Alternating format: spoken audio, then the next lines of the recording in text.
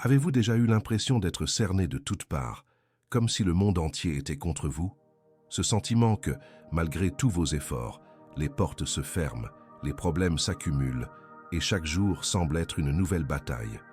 Peut-être est-ce l'anxiété qui vous empêche de dormir, vous vole votre tranquillité au beau milieu de la nuit, fait s'emballer votre cœur sans raison apparente et remplit votre esprit de pensées angoissantes pour l'avenir. Peut-être est-ce une maladie qui est arrivée sans prévenir et a bouleversé votre vie, changeant complètement vos habitudes, vous causant des souffrances physiques et morales, et vous laissant vous demander pourquoi cela vous arrive.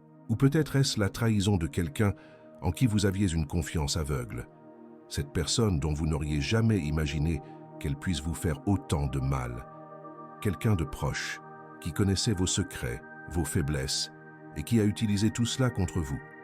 Il peut aussi s'agir d'une situation financière qui ressemble à un gouffre sans fond où vous travaillez sans relâche, vous vous poussez à l'extrême, vous faites des heures supplémentaires, vous réduisez les dépenses, mais l'argent n'est jamais suffisant.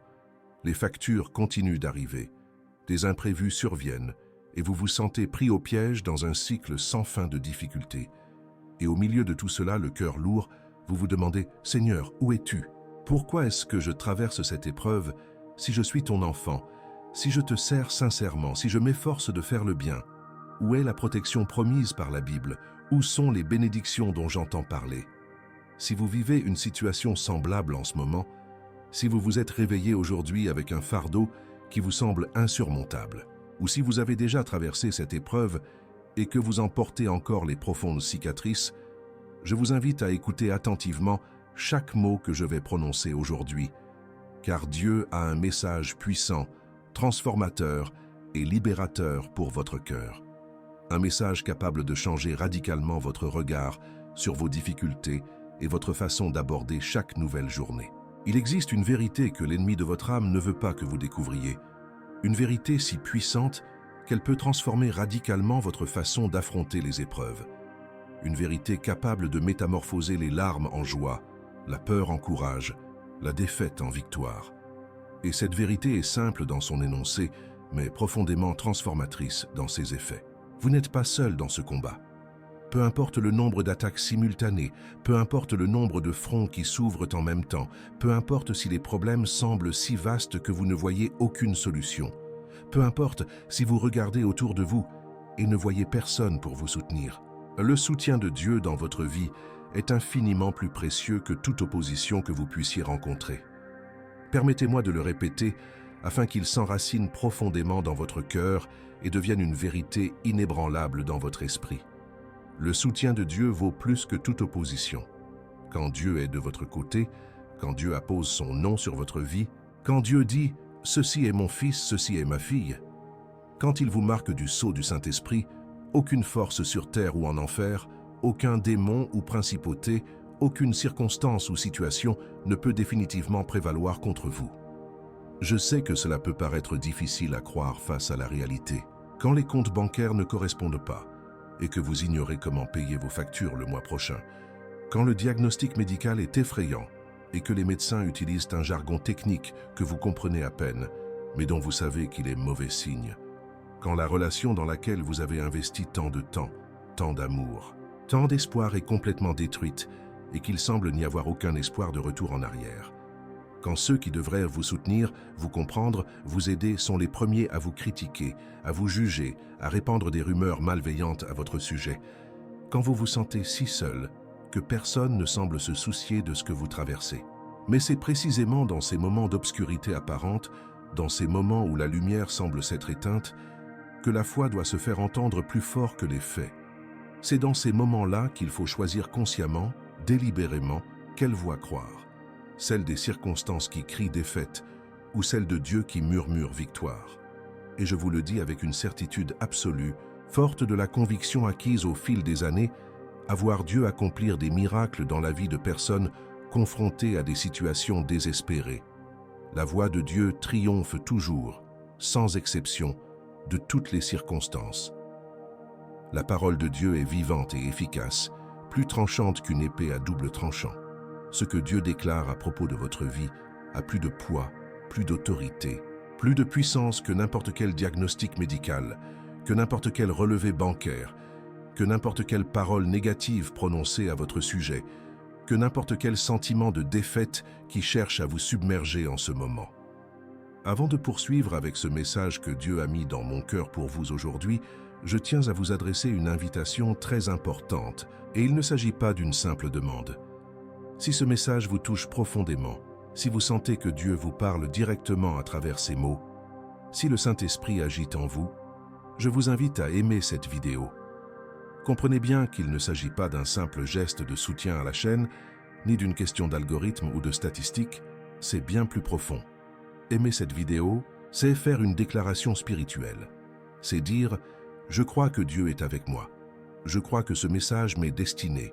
Je choisis d'adhérer à ce que Dieu dit. » Et il y a de la puissance dans cet accord. Il y a de la force dans cette déclaration de foi. Et plus encore, je vous invite à accomplir un acte prophétique dès maintenant. Quelque chose qui peut paraître simple, mais qui a un impact considérable sur le monde spirituel. Rendez-vous dans les commentaires et écrivez la phrase suivante. Dieu me soutient toujours. Cela peut sembler insignifiant, mais lorsque vous le déclarez publiquement, lorsque vous écrivez ces mots comme une affirmation de foi à la vue de tous, lorsque vous choisissez de proclamer cette vérité malgré ce que vos yeux voient, quelque chose de puissant se produit dans le monde spirituel. Vous semez une graine de foi qui non seulement fortifie votre propre foi et immortalise votre décision de faire confiance à Dieu, mais qui peut aussi atteindre une autre personne parcourant les commentaires à la recherche d'un signe, d'une parole, d'une preuve que Dieu est toujours à l'œuvre, qu'il y a encore de l'espoir. Alors, écrivez dans les commentaires dès maintenant « Dieu me soutient toujours ». Et si vous souhaitez que davantage de personnes soient touchées par ce message d'espoir, si vous connaissez quelqu'un qui traverse une épreuve difficile, partagez cette vidéo avec cette personne.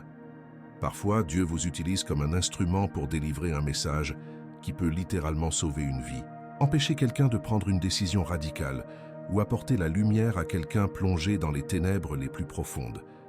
Je souhaite maintenant vous amener à une compréhension qui peut révolutionner votre regard sur vos défaites, vos échecs, vos chutes, vos moments de faiblesse. Il y a un verset dans la Bible, dans l'Épître aux Romains, chapitre 8, verset 31, qui pose une question qui devrait résonner dans l'esprit de chaque enfant de Dieu chaque jour, qui devrait être votre première pensée au réveil et votre dernier souvenir avant de vous endormir. Paul, inspiré par le Saint-Esprit, écrit et demande « Si Dieu est pour nous, mais qui sera contre nous ?» Avez-vous déjà pris le temps de réfléchir profondément, sincèrement, à la portée immense de cette question? Si Dieu, le Créateur de l'univers par sa parole et par qui les mondes ont vu le jour, le Tout-Puissant qui soutient toutes choses par sa puissance, l'Éternel qui existe au-delà du temps et de l'espace, celui devant qui les nations sont comme une goutte d'eau dans un seau, si ce Dieu avec toute sa puissance illimitée, toute sa sagesse infinie, tout son amour inconditionnel est à vos côtés en votre faveur, combattant pour vous, qui peut véritablement vous vaincre? Qui peut triompher? Quelle arme forgée contre vous peut prospérer quand Dieu lui-même est votre bouclier et votre protecteur? Mais vous pensez peut-être en ce moment, et je comprends parfaitement cette pensée, car je suis passé par là. Je comprends cela en théorie. J'entends ces sermons, je le lis dans la Bible. Mais comment appliquer cette vérité quand tout semble aller de travers? Comment y croire après avoir tant perdu, après tant d'échecs? Quand je regarde en arrière et que je vois une série de tentatives infructueuses, de rêves brisés, de prières restées sans réponse, comment croire quand l'échec semble être mon destin, quand une malédiction semble peser sur ma vie? Et c'est précisément là, au moment du doute et de l'interrogation, que je dois vous montrer quelque chose qui changera radicalement votre vision des choses, votre façon d'interpréter la réalité. Avec Dieu à vos côtés, l'échec ne définit pas votre fin. Vos pertes ne marquent pas la fin de votre histoire. Vos échecs ne déterminent pas votre destinée éternelle.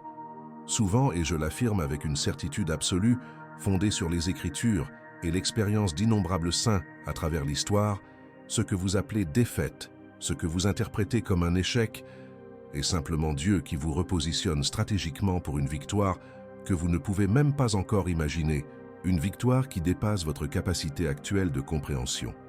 Réfléchissez-y un instant et soyez honnête avec vous-même. Combien de fois dans votre vie Avez-vous fait face à une situation difficile, à une porte qui s'est refermée brutalement, à une relation qui s'est terminée douloureusement, en vous disant avec une conviction absolue « c'est la fin, il n'y a pas d'issue, c'est fini pour moi », pour ensuite, avec le temps, grâce à la perspective que seules les années peuvent offrir, réaliser clairement que ce qui semblait être la fin n'était en réalité que le début de quelque chose de nouveau et d'infiniment meilleur. Combien de portes fermées qui vous ont fait pleurer amèrement de frustration, qui vous ont fait remettre en question les plans de Dieu, remerciez-vous maintenant Dieu à genoux de ne pas les avoir franchis, car vous voyez maintenant qu'à l'autre bout de cette porte se trouvait quelque chose qui aurait pu vous détruire. Combien de pertes qui vous ont brisé sur le coup, qui vous ont fait croire que vous ne pourriez pas survivre à la douleur. Reconnaissez-vous maintenant clairement comme des libérations divines déguisées en tragédie? Dieu ne regarde pas seulement le chapitre que vous vivez en ce moment, cette page difficile que vous lisez les larmes aux yeux. Il voit le livre entier de votre vie, du premier au dernier chapitre, et il sait exactement comment chaque partie est liée à l'autre, comment chaque difficulté vous prépare à la bénédiction suivante. Et souvent, lorsqu'on examine honnêtement son parcours, on réalise que ce qui semble être le pire chapitre, le plus douloureux, le plus déroutant, n'est en réalité que la préparation nécessaire, le processus de perfectionnement essentiel pour le meilleur avenir. C'est comme une femme qui accouche. Les contractions sont extrêmement douloureuses, semblent interminables, et au plus fort de la douleur, elle peut penser qu'elle ne peut plus supporter un instant de plus. Mais toute cette douleur n'est pas la fin. C'est le processus qui donne naissance à une nouvelle vie. Et lorsqu'elle tient son bébé dans ses bras, la douleur s'efface devant la joie de ce qui vient de naître. De même, ce que vous traversez actuellement peut être les contractions qui précèdent la naissance de quelque chose de nouveau et de merveilleux dans votre vie. Je vous invite à faire quelque chose avec moi maintenant, et je vous en prie, faites-le à voix haute, car votre déclaration verbale est puissante. Répétez après moi, « Si Dieu est pour moi, qui sera contre moi ?» Répétez encore avec plus de conviction, « Si Dieu est pour moi, qui sera contre moi ?»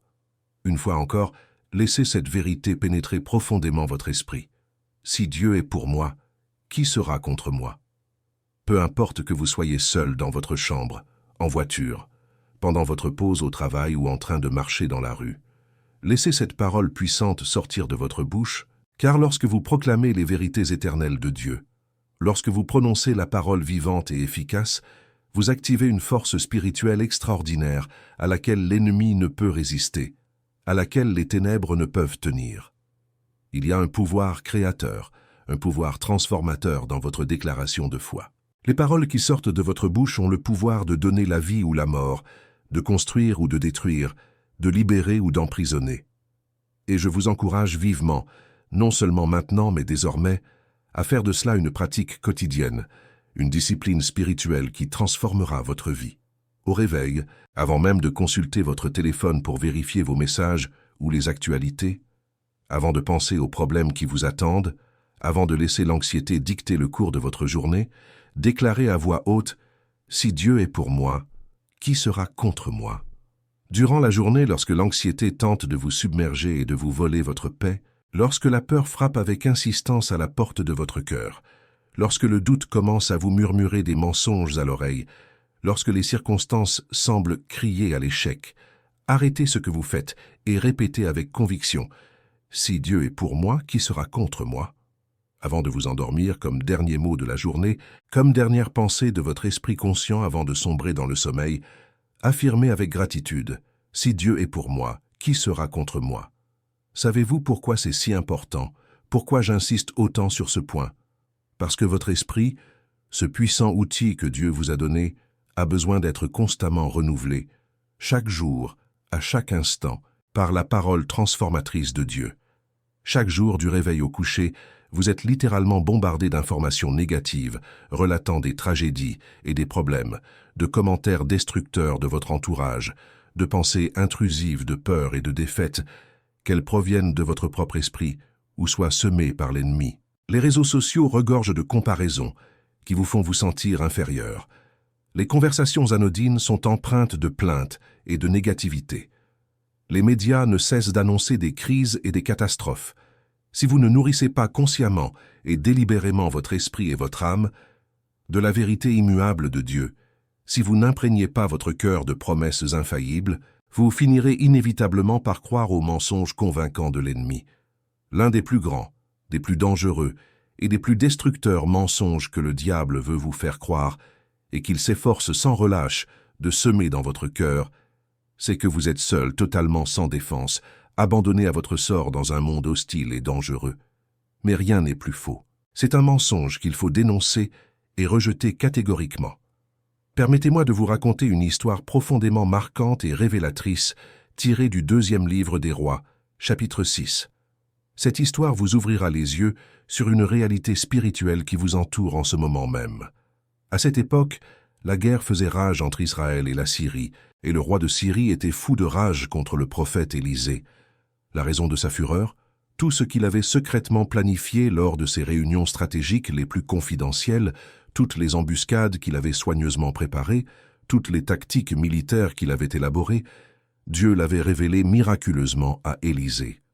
Ce dernier avait aussitôt averti le roi d'Israël, déjouant ainsi tous les plans syriens. Cela se répéta à plusieurs reprises, jusqu'à ce que le roi de Syrie, croyant à la présence d'un traître parmi ses officiers, convoque une assemblée pour découvrir qui divulguait ces informations. C'est alors que l'un de ses serviteurs lui expliqua qu'il n'y avait pas de traître, mais que le prophète Élisée, en Israël, connaissait même les paroles prononcées par le roi dans l'intimité de sa chambre. Le roi de Syrie, déterminé à mettre fin à cette ingérence prophétique, décida de capturer Élisée et envoya, durant la nuit, une armée nombreuse et puissante encercler complètement la ville où se trouvait le prophète. Imaginez la scène impressionnante. Des chevaux de guerre dressés pour le combat, des chars équipés des meilleures armes de l'époque, des soldats lourdement armés et aguerris, tous encerclant la ville dans un blocus total. Lorsque le serviteur d'Élisée se réveilla tôt le matin, alors que le soleil se levait encore, et qu'il vit cette immense armée, cette démonstration de force militaire écrasante, il fut pris de panique. Son cœur dut se mettre à battre la chamade, ses mains durent se mettre à trembler, ses jambes durent flancher. Il courut désespérément vers Élisée, les yeux écarquillés de peur, et s'écria « Ô mon Seigneur, que faire?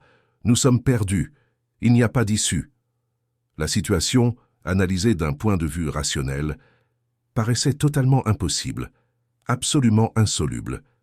Il n'était que 2 hommes désarmés, sans armée, sans défense, face à des centaines, voire des milliers de soldats professionnels.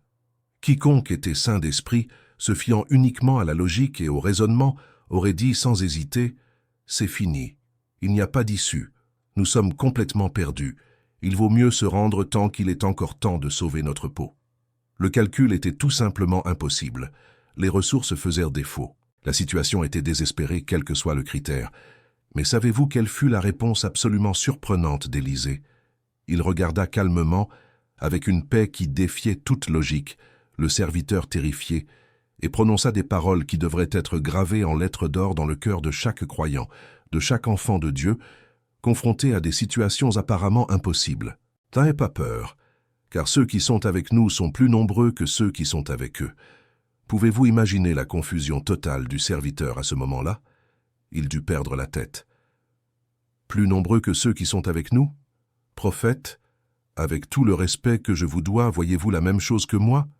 Nous ne sommes que 2, et ils sont des centaines, peut-être des milliers. Avez-vous perdu la raison? Êtes-vous fou de peur? » Mais Élisée n'était pas fou. Il n'avait pas perdu la raison et ne niait pas la réalité. Il voyait simplement avec des yeux spirituels, percevant une dimension de la réalité que les yeux physiques ne peuvent saisir. Alors il prononça une prière simple mais d'une puissance extraordinaire, une prière qui changea tout. « Seigneur, ouvre ses yeux afin qu'il voie la réalité spirituelle qui est ici. » Et Dieu, dans sa miséricorde et sa puissance, ouvrit les yeux spirituels de ce serviteur terrifié, et il vit quelque chose d'absolument époustouflant, quelque chose qui lui coupa le souffle et transforma sa peur en émerveillement. La montagne était pleine à craquer, débordant de chevaux célestes et de chars de feu entourant Élisée. Une armée céleste puissante et majestueuse, infiniment plus forte et plus nombreuse que l'armée syrienne, protégeait le prophète. Des anges guerriers, êtres spirituels d'une puissance immense, étaient campés autour d'eux.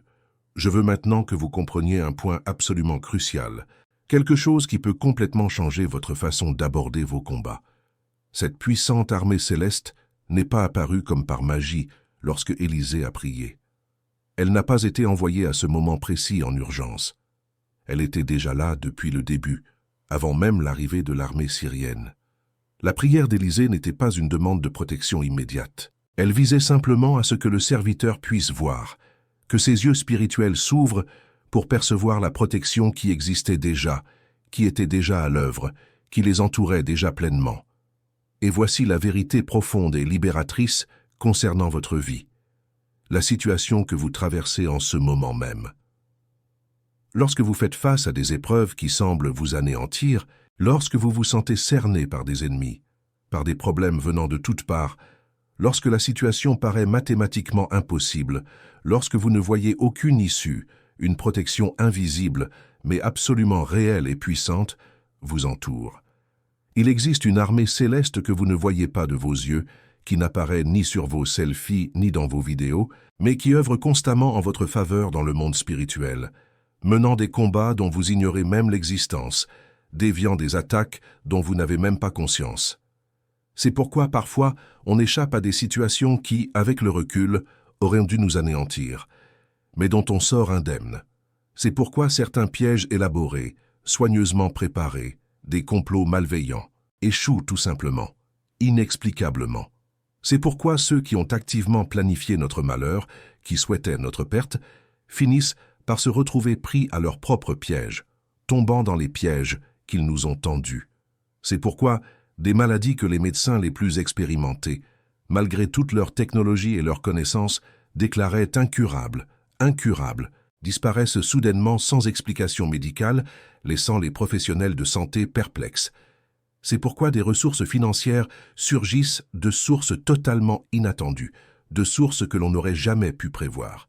Ce n'est ni de la chance, ni une coïncidence, ni le fruit du hasard, ni le destin. C'est l'armée de Dieu qui combat silencieusement pour vous dans les coulisses de la réalité, ouvrant des chemins là où il n'y en a pas, fermant les portes de l'attaque avant même que vous ne vous en approchiez, vous détournant de dangers mortels dont vous ignorez l'existence ou dont vous n'avez jamais soupçonné l'existence.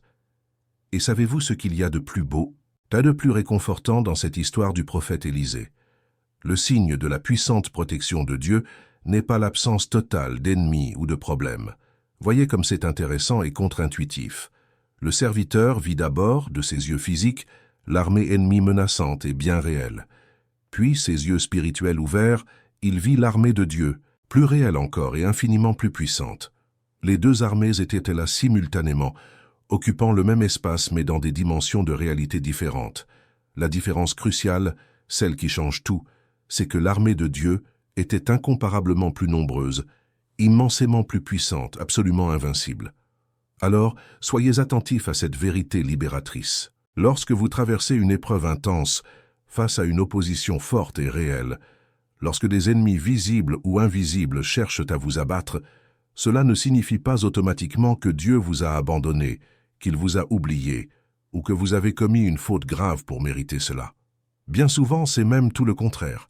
L'ennemi n'attaque avec autant de désespoir, d'intensité et de coordination que lorsqu'il sait, lorsqu'il est pleinement conscient, que votre destinée recèle quelque chose d'extraordinairement grand, quelque chose qui menace le royaume des ténèbres. Il sait que si vous restez ferme, si vous ne renoncez pas à mi-chemin, si vous demeurez connecté à Dieu et croyez en ses promesses, la victoire est non seulement possible, mais inévitable, certaine, garantie. La paix surnaturelle que vous ressentez au milieu du chaos absolu, ce calme inexplicable alors que tout autour de vous est en ébullition, n'est ni naïveté ni déni de la réalité. C'est un signe clair, une preuve tangible de la présence réelle de Dieu. L'espoir qui jaillit mystérieusement dans votre cœur, même quand tout semble perdu, quand la logique voudrait que vous désespériez, n'est ni illusion ni optimisme insensé.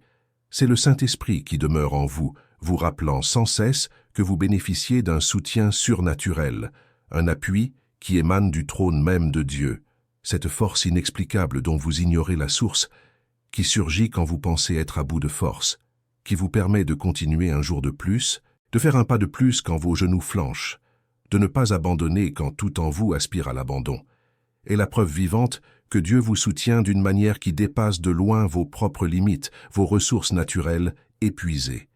Et cela m'amène à un autre point absolument fondamental, une autre vérité que je vous encourage vivement à comprendre et à intégrer. La présence aimante de Dieu ne vous soutient pas seulement lorsque vous êtes fort, confiant, plein d'une foi inébranlable, lorsque tout va bien et que vous vous sentez capable de conquérir le monde.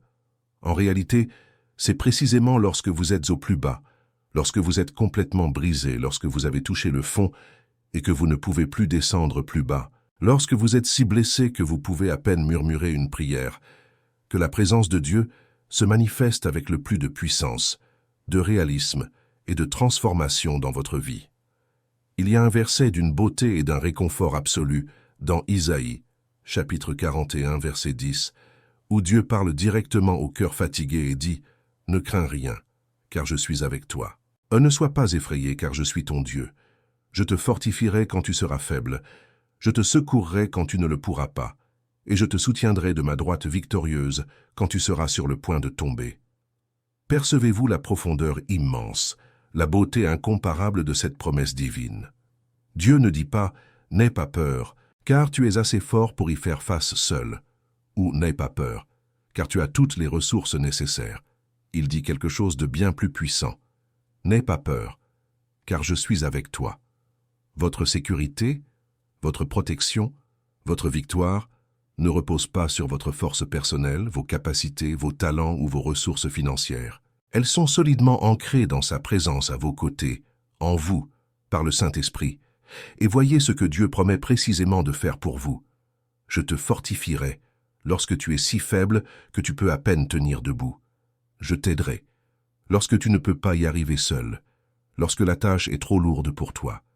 Je te soutiendrai lorsque tu es sur le point de tomber, lorsque tes jambes tremblent, lorsque tu sens que tu vas t'effondrer. » Il fait tout cela de sa main droite, celle de sa justice, c'est-à-dire avec sa puissance illimitée, avec son autorité suprême. Bien souvent, vous essayez de cacher vos faiblesses à Dieu, en arborant un masque de spiritualité, en faisant semblant que tout va bien alors qu'au fond de vous, vous êtes brisé, comme s'il ignorait ce que vous ressentez, comme si vous deviez feindre la force pour être accepté, par lui, pour mériter son amour et son attention. Mais Dieu ne s'approche pas de vous seulement lorsque vous êtes fort, confiant, que votre vie est bien organisée et que tout semble sous contrôle. En réalité, Dieu s'approche surtout de vous. Il accourt vers vous.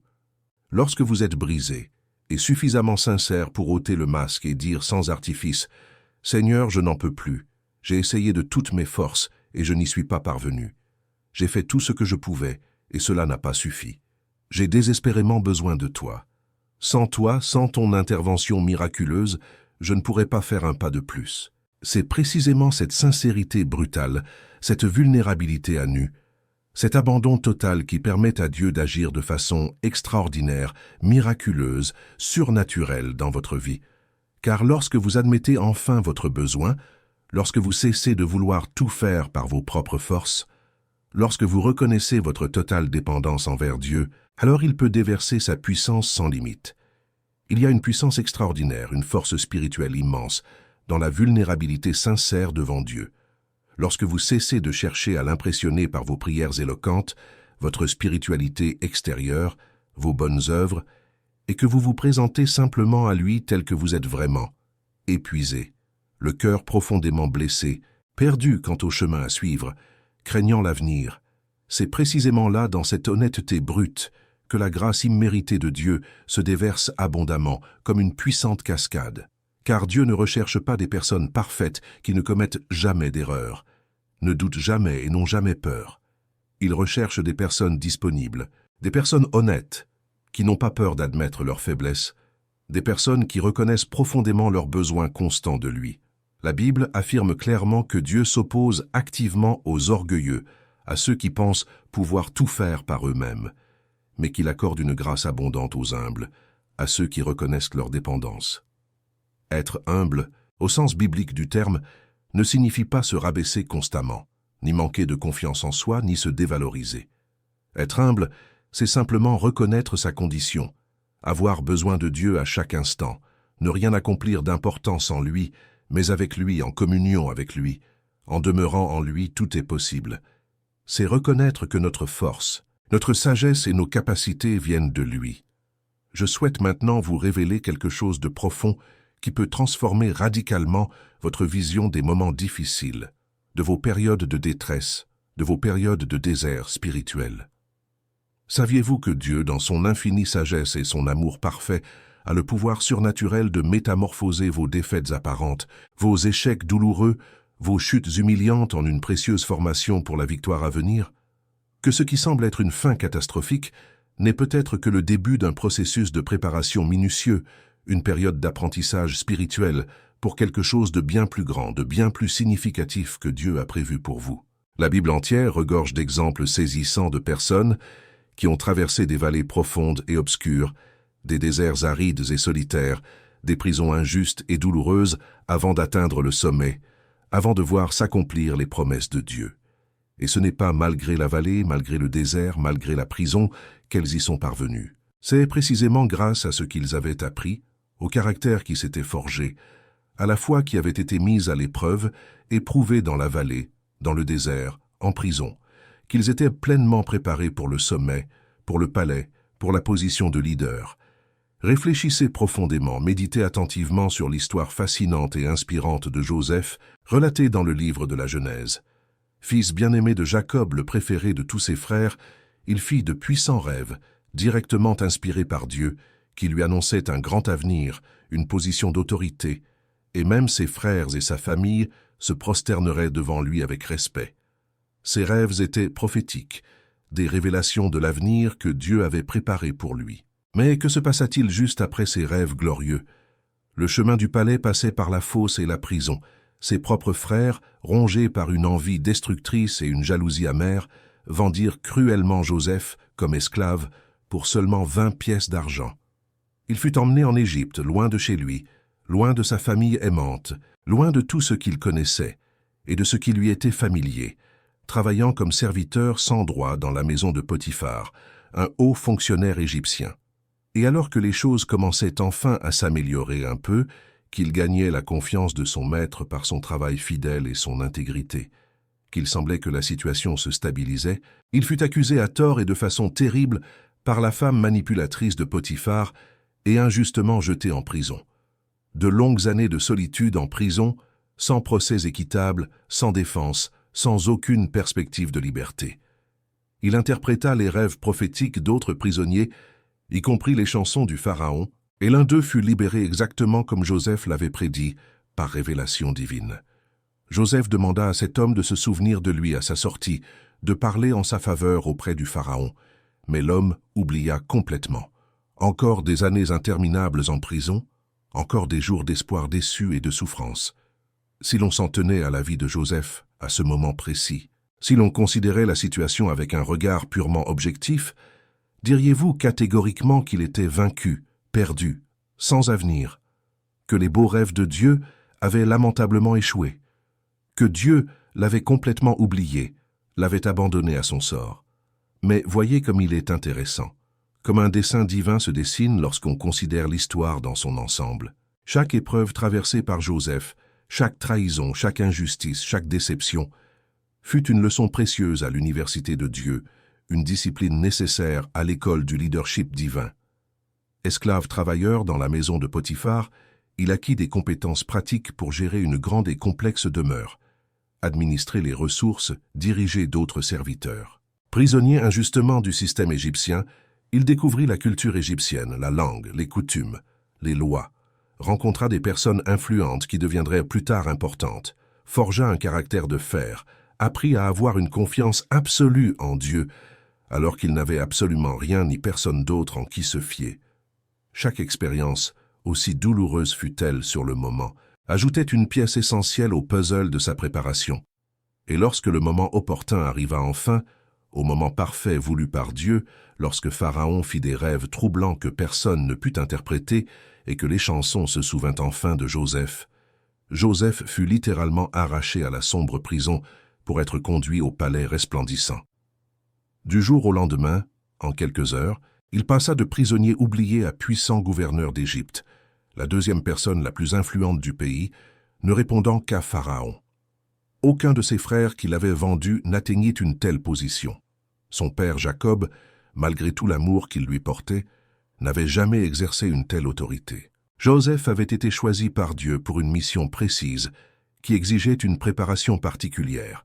Et savez-vous ce que Joseph a dit avec une profonde sagesse et une grande maturité spirituelle lorsqu'il s'est enfin retrouvé face à ses frères terrifiés, des années plus tard, alors qu'il avait l'occasion idéale de se venger cruellement d'eux, les larmes aux yeux, mais le cœur plein de pardon? Il a dit « Vous aviez l'intention de me nuire, mais Dieu, dans sa souveraineté et sa sagesse, l'a transformé en bien, s'en servant précisément pour me placer là où il voulait que je sois. » Joseph avait compris une chose profondément spirituelle, une chose que beaucoup d'entre nous mettent des années à apprendre, ce qui avait été fait dans le but délibéré de le détruire, de mettre fin à sa vie, d'anéantir ses rêves. Dieu l'a stratégiquement utilisé pour le placer exactement là où il devait être. Les mêmes épreuves douloureuses qui auraient dû lui coûter la vie, selon les plans des hommes, étaient précisément celles qui, selon le plan de Dieu, l'ont préparé à sauver des nations entières de la famine dévastatrice qui allait suivre. Le processus fut-il douloureux? Absolument. Joseph a-t-il sans doute pleuré seul dans l'obscurité de la prison, se demandant où était Dieu? Très certainement. Mais finalement, lorsqu'il a compris l'ensemble de la situation, lorsqu'il a saisi le dessein divin, il a réalisé que rien de ce qu'il avait vécu n'avait été vain. Chaque larme amère versée, chaque nuit difficile passée seule, chaque injustice subie a contribué à forger en lui le caractère, la sagesse, la compassion et le sens du leadership dont il aurait besoin pour gouverner avec sagesse une nation entière et sauver des millions de vies. Et ce même principe divin, ce même modèle de Dieu, s'applique directement à votre vie aujourd'hui. Ce que vous traversez actuellement, aussi difficile et déroutant que cela puisse paraître, n'est pas la fin de votre histoire. C'est la préparation minutieuse à votre trône, à la position d'autorité et d'influence que Dieu vous destine. Le désert aride que vous parcourez, les pieds ensanglantés, n'est pas votre destination finale. C'est votre école de leadership spirituel, où Dieu enseigne des leçons qu'on ne peut apprendre nulle part ailleurs. Les pressions intenses auxquelles vous êtes confrontés ne vous brisent pas irrémédiablement. Elles vous façonnent avec soin, comme le potier façonne le vase. De même qu'un orfèvre habile place de l'or brut dans un feu extrêmement ardent, non pas pour le détruire mais pour le purifier, en éliminant les impuretés et en le rendant plus précieux et plus beau, Dieu vous permet de traverser des épreuves, des fournaises d'affliction, non pas pour vous détruire, mais pour purifier votre caractère, pour consumer l'orgueil, l'égoïsme, la suffisance, et pour révéler l'or pur qui existe en vous, le potentiel divin qu'il a placé en vous avant la fondation du monde. Et voici un autre exemple incroyablement puissant que je me dois absolument de vous présenter, qui vous offrira une perspective totalement nouvelle sur la faiblesse et la force. L'apôtre Paul. Cet homme extraordinaire a vécu une rencontre surnaturelle et transformatrice avec Jésus, ressuscité sur le chemin de Damas. Appelé et mandaté spécifiquement pour être apôtre des païens, il a porté l'Évangile au monde non-juif et a écrit une grande partie du Nouveau Testament inspiré que nous connaissons aujourd'hui. Paul a vécu des expériences spirituelles si profondes et intenses avec Dieu qu'il a été transporté miraculeusement jusqu'au 3e ciel et a entendu des paroles si sacrées, si glorieuses, qu'il est interdit à l'homme de les prononcer. Il a vu des choses que l'œil humain ne perçoit pas. Mais ce même Paul, ce géant spirituel, cet homme à la foi inébranlable, avait ce qu'il appelait une écharde dans la chair, un tourment constant. La Bible ne précise pas la nature exacte de cette écharde. Certains érudits suggèrent une maladie oculaire, d'autres une tentation récurrente, d'autres encore l'opposition incessante d'autrui, mais nous savons qu'elle le peinait profondément, qu'elle était douloureuse, et qu'il souhaitait ardemment que Dieu l'enlève de sa vie. Paul, un homme habitué à être témoin de miracles, à prier pour les malades et à les voir guéris, pria avec ferveur à 3 reprises, probablement en jeûnant, demandant instamment à Dieu d'enlever cette épine, de faire disparaître cette souffrance, de le délivrer de cette affliction. Et savez-vous quelle fut la réponse surprenante de Dieu? Ce ne fut pas le « oui » que Paul attendait et désirait ardemment. Ce ne fut pas « je vais te soulager de cela immédiatement » et résoudre ce problème. La réponse de Dieu fut tout autre, une réponse qui, de prime abord, peut sembler décevante, mais qui recèle une vérité profonde. Ma grâce suffit à tous tes besoins, car ma puissance, ma divine force, se manifeste pleinement et glorieusement dans la faiblesse humaine, dans la limite, dans la dépendance. Et Paul, au lieu de s'aigrir envers Dieu, au lieu de se rebeller contre ce refus apparent, au lieu d'abandonner son ministère ou de se plaindre, eut une révélation qui changea complètement sa perspective, qui transforma radicalement tout. Il prononça des paroles qui semblent insensées à l'esprit humain. C'est pourquoi je me glorifierai bien plus volontiers de mes faiblesses, de mes limites, de mes insuffisances, afin que la puissance transformatrice du Christ habite en moi et repose sur moi. Paul comprit quelque chose que la plupart des gens ne comprennent jamais. La force surnaturelle de Dieu ne se manifeste pas avec le plus de puissance là où nous sommes forts par nous-mêmes, là où nous sommes autosuffisants, là où nous possédons toutes les ressources. Elle se manifeste avec le plus de gloire, le plus d'évidence, précisément là où nous sommes faibles, là où nous sommes insuffisants, là où nous avons besoin de dépendre entièrement, absolument de lui pour chaque souffle. Combien de fois avez-vous prié avec ferveur, peut-être même en pleurant et en jeûnant, demandant sincèrement à Dieu de vous libérer d'une difficulté particulière, de faire disparaître un problème qui vous tourmente, de changer une situation qui vous afflige, et qu'il ne l'ait tout simplement pas fait, et vous étiez désemparé, vous demandant peut-être même si Dieu vous aimait vraiment, s'il se souciait réellement de votre souffrance, mais peut-être tout simplement qu'il ne l'a pas fait disparaître, non pas parce qu'il ne vous aime pas, ou qu'il ne se soucie pas profondément de vous. Peut-être est-ce exactement le contraire. Parce qu'il vous aime tellement qu'il sait que dans cette difficulté particulière, dans cette situation inconfortable, vous apprenez à dépendre de lui d'une manière profonde et intime que vous n'apprendriez jamais si tout était toujours facile, confortable, sans défi. Dans cette faiblesse que vous détestez, dont vous voulez désespérément vous débarrasser, vous expérimentez sa puissance soutenante, d'une manière puissante et transformatrice, que vous n'expérimenteriez jamais si tout allait toujours parfaitement, sans problème. Parfois, et même souvent, Dieu ne change pas la situation extérieure, ne supprime pas le problème, ne modifie pas les circonstances, car il se sert de cette situation précise, de ce problème persistant, à de ces circonstances difficiles pour opérer quelque chose de bien plus important. Vous transformer intérieurement, métamorphoser votre caractère, approfondir votre foi, vous apprendre à lui faire confiance d'une manière inédite. Et la transformation profonde qu'il opère patiemment en vous, dans votre cœur, dans votre esprit, dans votre âme, est infiniment plus importante, possède une valeur éternelle bien supérieure à la disparition temporaire et superficielle d'un problème qui risque même de ressurgir sous une autre forme. Cela ne signifie absolument pas que vous ne devez pas prier avec ferveur pour être délivré, ni que vous devez accepter passivement tout ce qui arrive comme si c'était toujours la volonté de Dieu. Vous devez bien sûr crier vers Dieu, lui présenter vos demandes, implorer des miracles, prier pour que les circonstances changent. Mais cela signifie que vous pouvez avoir une confiance absolue, être pleinement assuré que, même lorsque Dieu ne répond pas à vos prières sincères de la manière précise que vous espériez, de la manière que vous aviez prévue, au moment que vous souhaitiez, il œuvre en vous et par vous, une œuvre d'une valeur éternelle qui lui apportera une immense gloire et un bienfait durable. Cela signifie que vous pouvez connaître une paix véritable et surnaturelle, sachant que Dieu ne considère pas votre souffrance comme vaine, qu'il ne rejette pas vos larmes. Il est un Dieu merveilleux et rédempteur qui transforme même les pires situations, les expériences les plus douloureuses, les circonstances les plus injustes, en un puissant témoignage de sa fidélité inébranlable, de son amour inconditionnel et de son pouvoir transformateur. Je dois maintenant vous parler d'un point crucial que beaucoup ne comprennent pas, et c'est à cause de cette incompréhension fondamentale qu'ils abandonnent trop tôt, qu'ils jettent l'éponge alors que la victoire est à portée de main. Il existe une différence fondamentale, absolument essentielle, entre une bataille et une guerre. On peut perdre une bataille, subir une défaite, mais cela ne signifie pas que la guerre est terminée, que tout est perdu. Vous avez peut-être perdu des batailles importantes dans votre vie, des combats difficiles concernant votre santé physique ou mentale, des difficultés financières, personnelles ou professionnelles, des relations familiales ou amoureuses douloureuses, des rêves et des aspirations brisées.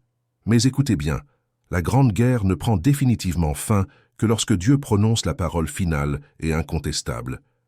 Et tant que Dieu n'a pas solennellement déclaré la fin, tant qu'il n'a pas dit « c'est fini », vous restez dans la partie, vous êtes toujours au combat. Tant que vous respirez, tant que votre cœur bat, tant que vous êtes en vie sur cette planète, l'histoire n'est pas terminée. Le dernier chapitre n'a pas encore été écrit. Réfléchissez bien à l'histoire dramatique de David et Goliath, relatée dans le premier livre de Samuel. Voici un géant terrifiant, mesurant près de 3 mètres, un guerrier expérimenté et redouté qui, depuis 40 longs jours, défiait avec arrogance toute l'armée d'Israël, 2 fois par jour, matin et soir. Tous les vaillants soldats d'Israël, y compris le roi Saül, le plus grand et le plus imposant d'entre eux, étaient paralysés par la peur, tremblant d'effroi devant ce géant. Personne n'osait même envisager d'affronter ce monstre de guerre. Et puis David apparaît, un jeune berger, encore adolescent, sans expérience militaire, sans armure de combat, sans épée en métal forgé, sans entraînement au combat rapproché. Il n'avait qu'une simple fronde de berger et quelques pierres lisses ramassées au bord du ruisseau. Lorsque Goliath le géant vit David, l'adolescent, s'avancer courageusement vers lui, il fut profondément offensé, insulté dans son arrogance. « Suis-je un misérable chien pour que tu viennes à moi avec un simple bâton?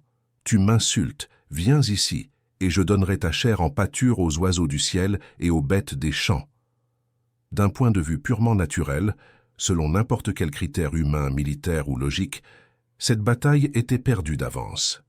David n'avait absolument aucune chance, selon les critères humains.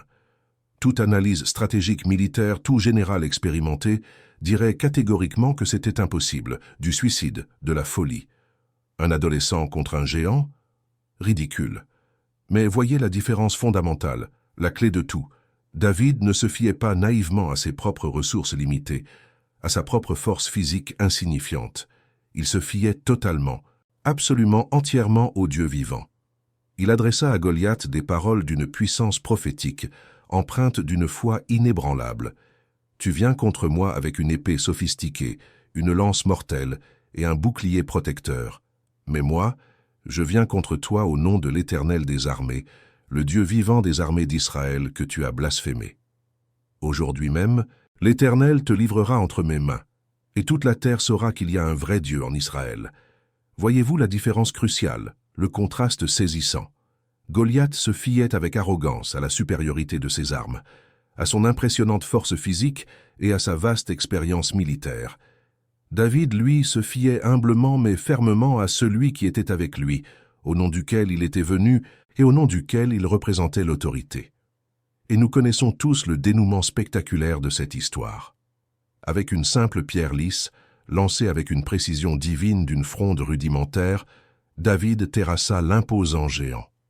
L'impossible se produisit sous les yeux ébahis des 2 armées, et avec la lourde épée de Goliath, David lui trancha la tête, scellant ainsi sa victoire. Ce qui était mathématiquement impossible par la force humaine devint glorieusement possible, car Dieu était présent dans le combat. Et c'est là la leçon fondamentale qui traverse les siècles. La victoire finale ne dépend nullement de l'importance de vos ressources matérielles, mais de la grandeur de votre Dieu. Elle ne dépend pas de votre force physique limitée, mais de la puissante présence de Dieu à vos côtés. Elle ne dépend pas de votre perfection, ni d'une planification méticuleuse, mais du courage donné par Dieu de faire le pas risqué de la foi, même lorsque cela semble humainement impossible, lorsque la logique dicte la retraite. Voici un point absolument crucial que je vous exhorte à comprendre et à ne jamais oublier. Le combat spirituel ne prend fin définitivement que lorsque Dieu prononce la parole finale et indiscutable, et non lorsque l'ennemi profère la première menace, même la plus virulente. Le colosse peut hurler de façon intimidante, proférer des menaces terribles, donnant l'impression d'avoir déjà remporté la victoire. Un diagnostic médical effrayant peut sembler une sentence finale irrévocable. Une situation financière catastrophique peut paraître sans espoir. Une relation détruite peut sembler irrémédiablement brisée, à jamais perdue. Mais si le Dieu Tout-Puissant n'a pas déclaré la fin, alors le combat n'est tout simplement pas terminé. Si Dieu n'a pas officiellement proclamé la défaite, la victoire est encore pleinement possible. En réalité, plus que possible. La victoire est absolument certaine, elle est garantie, car Dieu ne perd jamais aucune bataille. Il n'a jamais été vaincu et ne le sera jamais. Alors aujourd'hui, je vous pose la question directement, en vous regardant droit dans les yeux. Que déclarerez-vous courageusement face à votre situation actuelle? Accepterez-vous passivement les paroles paralysantes de la peur? Vous résignerez-vous tristement aux murmures suffocants de l'angoisse? Vous soumettrez-vous lâchement aux circonstances négatives qui hurlent à plein poumon? Ou bien ouvrirez-vous la bouche avec autorité et proclamerez-vous les promesses inébranlables de Dieu sur votre vie? Car il y a une puissance spirituelle immense dans votre déclaration de foi. Lorsque vous proclamez la parole vivante de Dieu face à votre situation désespérée, vous ne vous contentez pas de prononcer de vaines paroles, vous ne vous livrez pas à une pensée positive superficielle. Vous libérez une puissance spirituelle réelle et tangible. Vous faites entrer le royaume puissant de Dieu dans votre réalité. Vous alignez votre situation terrestre sur la volonté céleste de Dieu. Alors déclarez avec moi à haute voix: le Seigneur Tout-Puissant combat puissamment pour moi, et je peux demeurer dans un silence confiant. Déclarez avec autorité: aucune arme forgée contre moi ne prévaudra, et toute langue qui s'élève contre moi en jugement sera condamnée. Déclarez avec conviction: celui qui est en moi par le Saint-Esprit est plus grand que celui qui est dans le monde. Déclarez avec foi: je peux tout faire par celui qui me fortifie sans cesse. Peu importe si vous ne le ressentez pas émotionnellement en ce moment. Peu importe si cela ne semble pas faire de différence visible immédiatement.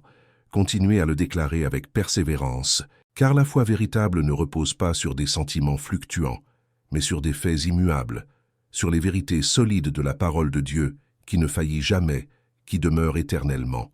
Ceci m'amène à un point absolument essentiel concernant la foi, que beaucoup de gens, sincèrement, ne comprennent pas pleinement. La vraie foi n'est pas une émotion passagère, soumise aux aléas de la vie. La foi est une décision consciente et délibérée, que l'on prend chaque jour, indépendamment de son état émotionnel. L'Épître aux Hébreux, chapitre 11, définit clairement la foi ainsi. Or la foi est une ferme assurance des choses qu'on espère, une démonstration de celles qu'on ne voit pas.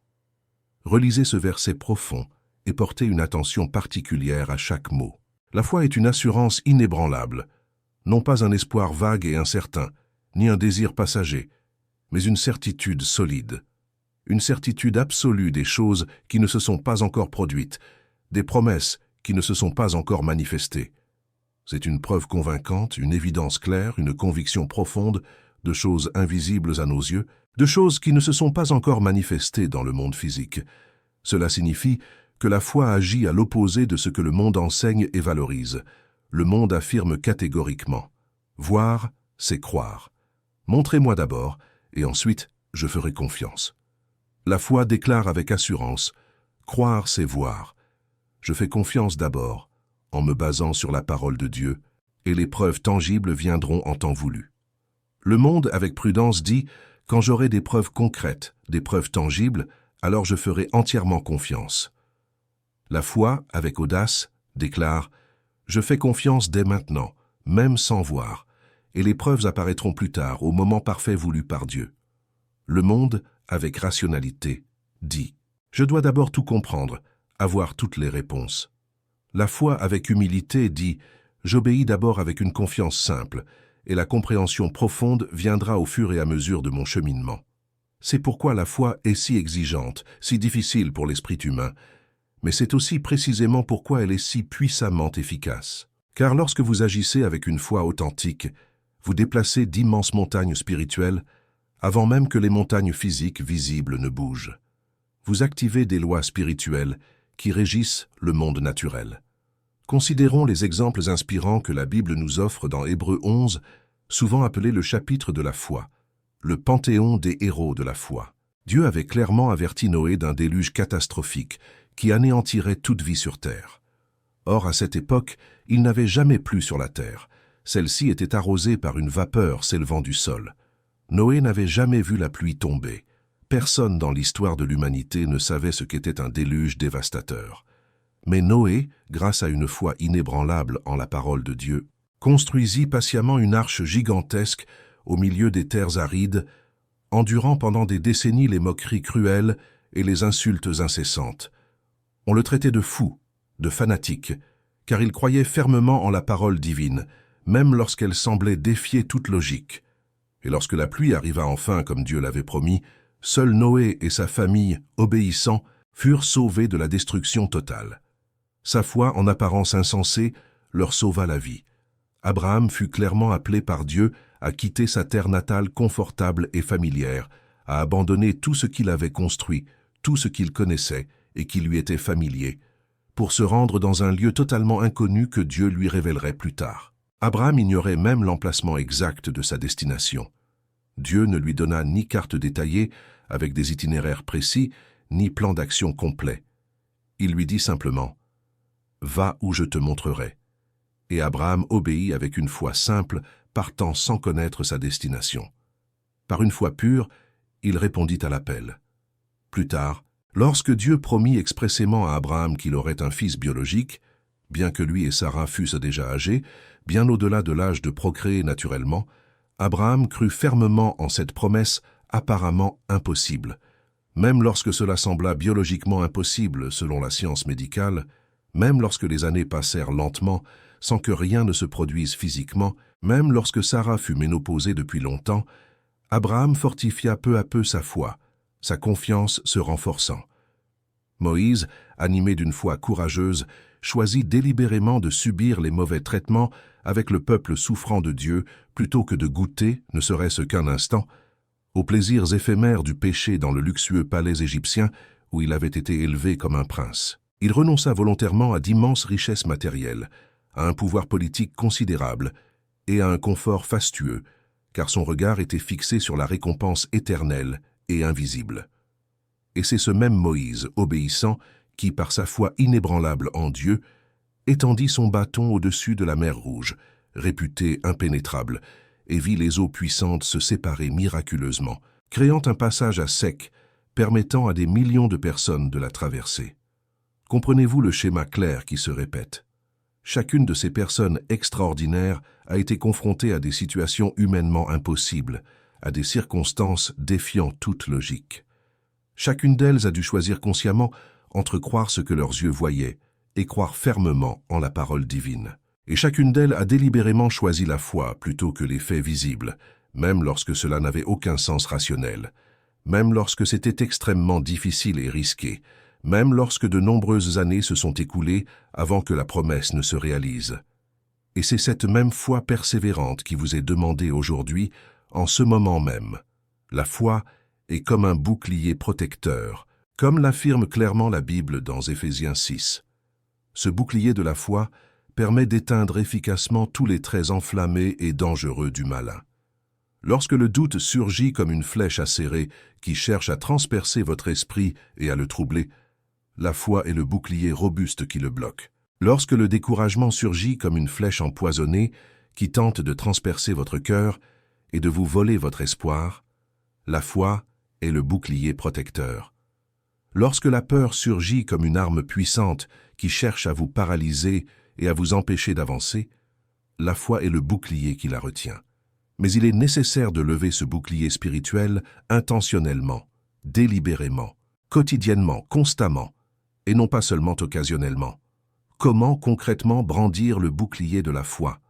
En lisant chaque jour la parole vivante de Dieu, car la foi naît précisément de l'écoute de la parole du Christ, en proclamant verbalement les promesses spécifiques de Dieu concernant votre vie et votre situation, en vous souvenant avec gratitude des moments où Dieu vous a miraculeusement délivré, vous a secouru de façon surnaturelle, en choisissant activement de lui faire confiance, même lorsque vous ne comprenez pas ses voies, en agissant courageusement selon sa parole, même lorsque les circonstances semblent dire le contraire, en persévérant fidèlement dans la prière, même lorsque Dieu semble silencieux, même lorsque vos prières semblent vaines, en l'adorant sincèrement au cœur même du combat le plus intense, et non seulement après la victoire. Il y a un point extrêmement important concernant la foi que je tiens à souligner. La foi authentique n'exclut pas la possibilité d'éprouver de la peur ou des doutes passagers. Même les plus grands héros de la foi ont connu des moments de peur intense, des moments de profond doute. La différence fondamentale réside dans le fait qu'ils n'ont pas laissé la peur dicter leur décision finale, ni le doute contrôler leurs actions.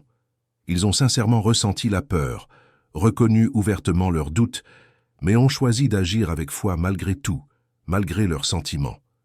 La foi n'est pas l'absence totale de peur. La foi, c'est l'obéissance malgré la peur. C'est faire le pas nécessaire même les jambes tremblantes. C'est chanter des louanges sincères, même les larmes aux yeux. C'est proclamer la victoire avec assurance, même quand on a l'impression de perdre du terrain. Alors, ne vous condamnez pas durement lorsque la peur vous envahit, lorsque le doute vous assaille. Ne désespérez pas en vous croyant faible ou imparfait. Simplement, ne laissez pas ces émotions naturelles vous dominer. Soumettez-les immédiatement à l'autorité de la parole puissante de Dieu. Dites à la peur avec assurance, « Je sais que tu essaies de me paralyser, mais Dieu a clairement affirmé qu'il est avec moi et que je n'ai rien à craindre. » Dites fermement au doute, « Je sais que tu essaies de me faire tout remettre en question, mais je choisis consciemment de faire confiance aux promesses inébranlables de Dieu, car il est absolument fidèle. » Et puis, avec courage, faites le pas suivant vers l'obéissance, même s'il est petit, même si vos jambes tremblent. Je souhaite maintenant vous révéler quelque chose qui peut vous apporter un immense soulagement, une paix profonde à votre cœur troublé. Souvent, vous attendez avec impatience que Dieu agisse selon un plan précis que vous avez élaboré, et lorsqu'il n'agit pas exactement comme prévu, lorsqu'il ne répond pas à vos attentes, vous pensez à tort qu'il vous a complètement abandonné.